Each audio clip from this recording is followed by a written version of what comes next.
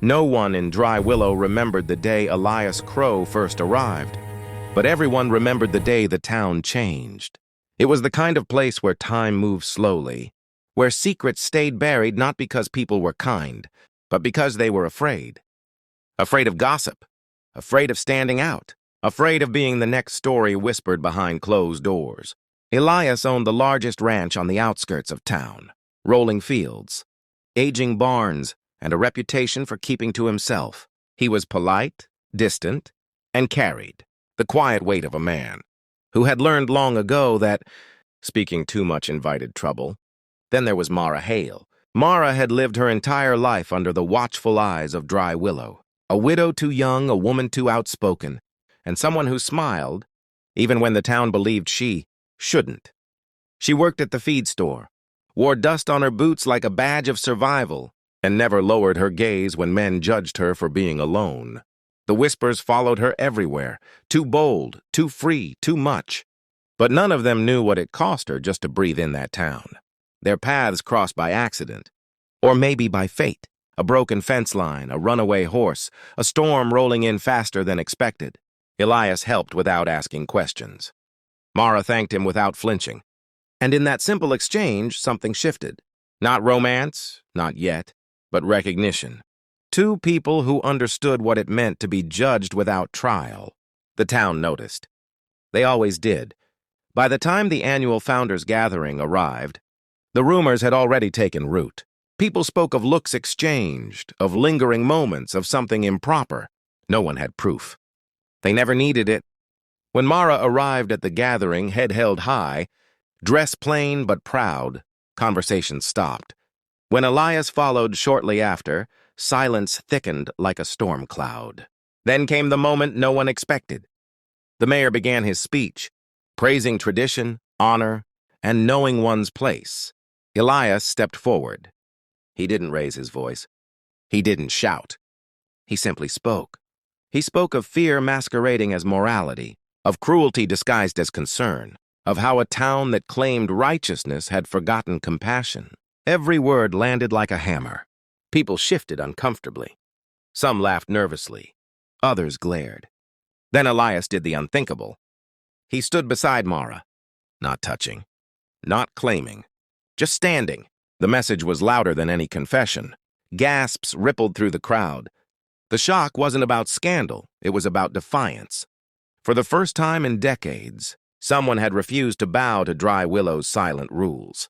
Mara felt it then, the strange, overwhelming feeling rising in her chest. Not romance, not desire, freedom, she whispered, barely audible. That feeling, it was amazing. And the town knew nothing would ever be the same again. If you're hooked by stories of courage, quiet rebellion, and emotional truth, don't forget to subscribe. These are the stories that deserve to be heard. The days after the gathering were brutal. Business slowed for Elias. Mara received cold stares, whispered insults and sudden silences where greetings once existed. Dry Willow didn't confront, it punished quietly. But something unexpected happened alongside the cruelty. People began to watch. Some remembered moments they had swallowed their own voices. Some remembered loving someone they were told not to. Some remembered standing alone when no one dared to stand with them. Elias and Mara became mirrors, reflecting truths the town had spent years avoiding. Mara expected regret. She expected fear. Instead, she felt strength growing in her spine. Every step through town became an act of resistance. She didn't explain herself. She didn't apologize. She lived. Elias, too, felt lighter. For years, he had hidden behind fences and distance, believing isolation was safety. Standing beside Mara taught him something else. Visibility could be power. When the town council tried to pressure him into selling land, he refused. When gossip spread faster, he stayed calm. Silence, he realized, was no longer his shield. Integrity was. Then came the fire. An old storage barn went up in flames one night. An accident, they said.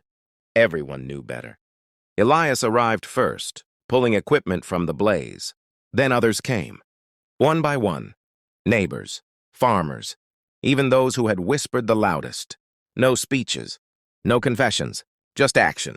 In the weeks that followed, Dry Willow softened. Not completely, not perfectly, but enough. The town didn't apologize. Towns like that never do. But eyes met eyes again. Conversations returned. The silence lost its grip. One evening, as the sun dipped behind the fields, Mara stood at the edge of Elias's land, wind brushing her face. She wasn't there as someone's rumor or scandal. She was there as herself. "That feeling," she said again, smiling this time, "it changed everything." Elias nodded. Not because the town had changed, but because they had.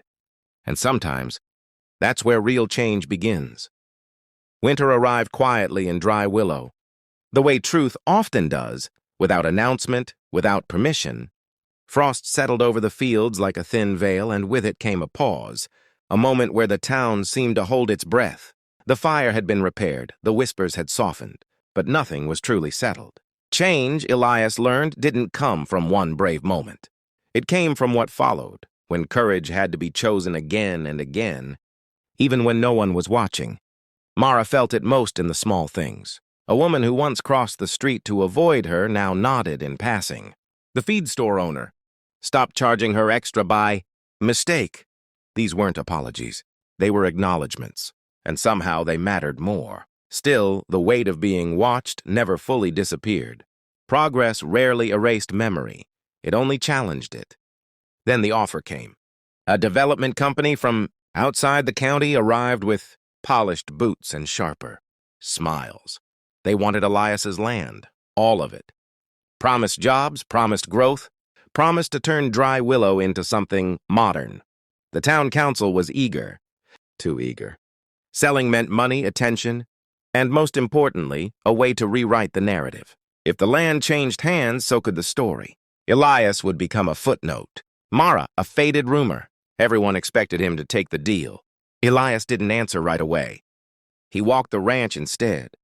He traced the fence lines he had rebuilt, the barn the town had helped save, the fields where silence had once felt safer than truth, and he understood something with startling clarity. This land wasn't just soil and timber, it was proof. Proof that standing firm could change people, proof that integrity could outlast fear. When Elias declined the offer publicly, the room went still. He didn't condemn the town. He didn't accuse. He simply said he wouldn't trade roots for convenience or dignity for approval. And then, because some lessons demand witnesses, he asked Mara to stand with him again. This time the reaction was different. No gasps, no shock, just quiet. Later that night, as snow began to fall, Mara and Elias sat on the porch overlooking the dark fields. The town lights flickered in the distance, small, imperfect, human.